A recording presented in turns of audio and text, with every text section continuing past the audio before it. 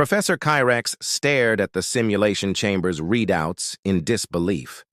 The Galactic Survival Academy had spent 3 years designing the ultimate test, a Class 15 Death World simulation.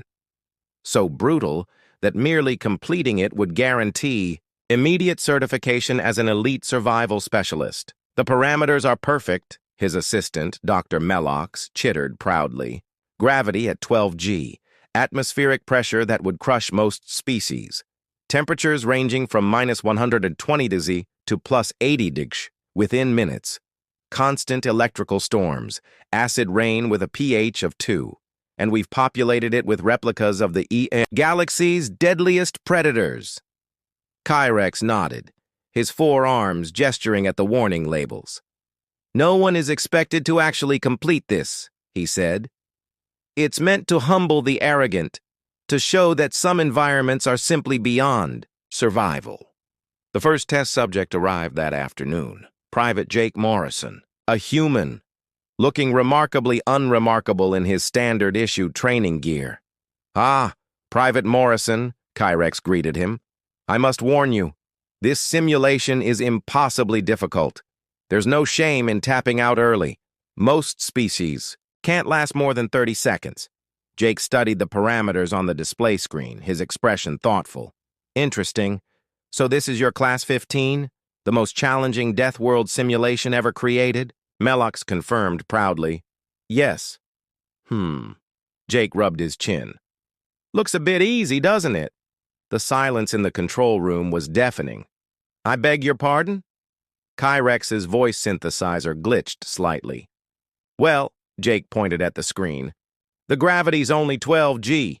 We train at 15G back home, and these temperature swings are pretty mild. Ever been to Minnesota in March? That's real weather whiplash." He squinted at the predator list. "Oh, cool. You've got Nexarian blood wasps. We had something similar in Australia. Good eating, if you cook 'em right." Dr. Melox's 6 eyes blinked in sequence, a sign of extreme confusion.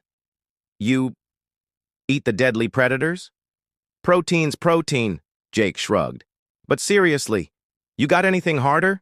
Maybe a nightmare mode?" Kyrex felt his professional pride sting. Nightmare mode? This is the nightmare. No additional difficulty is possible. "Come on," Jake grinned. "You could at least randomize the disasters. Having them on a schedule makes it too easy to plan around. Oh, and maybe add some psychological challenges. Physical stuff is one thing, but mental stress? That's what separates the pros from the amateurs." Against his better judgment, Kyrex found himself modifying the simulation. "Fine. Disasters will now occur randomly. We'll add hallucinogenic spores, sounds that induce paranoia, and shifting terrain." "Now we're talking," Jake interrupted. "What about resource scarcity? Can't have supply drops every hour. That's basically cheating." "No supply drops at all," Melox added vindictively. "Perfect. And hostile weather should affect equipment too. No point having gear that always works. Where's the challenge in that?"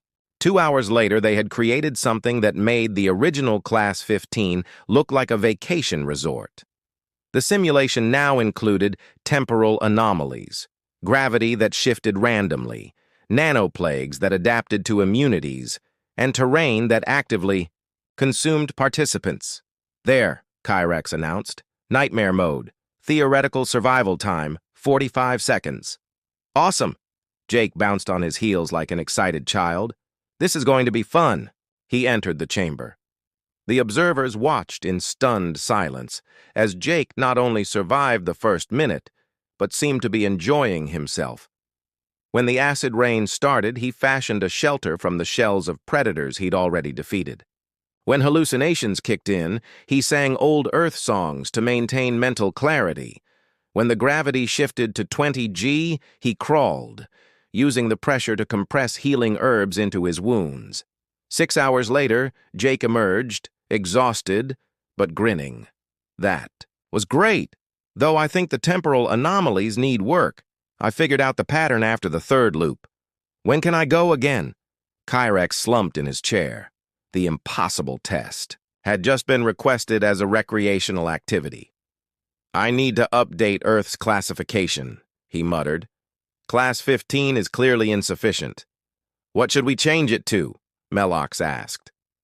From the chamber, Jake's voice called out cheerfully, "You, guys got any snacks? That workout made me hungry.